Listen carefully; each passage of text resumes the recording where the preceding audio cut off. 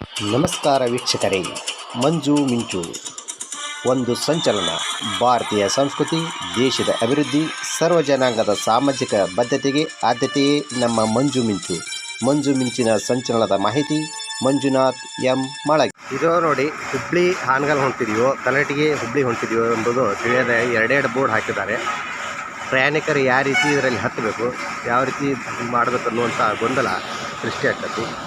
ಈ ರೀತಿ ಬಸ್ಸಿನ ಚಾಲಕರು ಒಂದು ಅಜಾಗೃತಿಯಿಂದ ಪ್ರಯಾಣಿಕರಿಗೆ ಬಹಳ ಸುಸ್ತಾಗ್ತದೆ.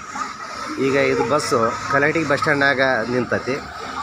ಈಗ ಪ್ರಯಾಣಿಕರು ಮಳೆಯೊಂದು ಇದ್ದ ಕಾರಣ ಗಡಬಿಡಿಲಿಂದ ಬಸ್ ಹತ್ತಿರ್ತಾರೆ.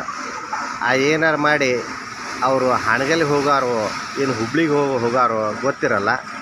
ಅವರು ಯಾವುದ ಸುಮ್ಮನೆ ಬಸ್ ಹತ್ತಿ ಬಿಡ್ತಾರೆ. ಹತ್ತದಾಗ ಅಕಸ್ಮಾತ್ ಹಾನಗಲ್ಗೆ ಹೋಗ್ಬೇಕಂದ್ರೆ ಅದು ಹುಬ್ಳಿಗೆ ಹೋಗ್ತಿರ್ತೈತಿ, ಹುಬ್ಳಿಗೆ ಹೋಗ್ಬೇಕಂದ್ರೆ ಹಾನಗಲ್ ಹೋಗ್ತಿರ್ತಾರೆ. ಇಂಥ ತೊಂದರೆ ಆಗೋದ್ರಿಂದ ಜನರಿಗೆ ಎಷ್ಟು ಸಮಸ್ಯೆ ಆಕತಿ.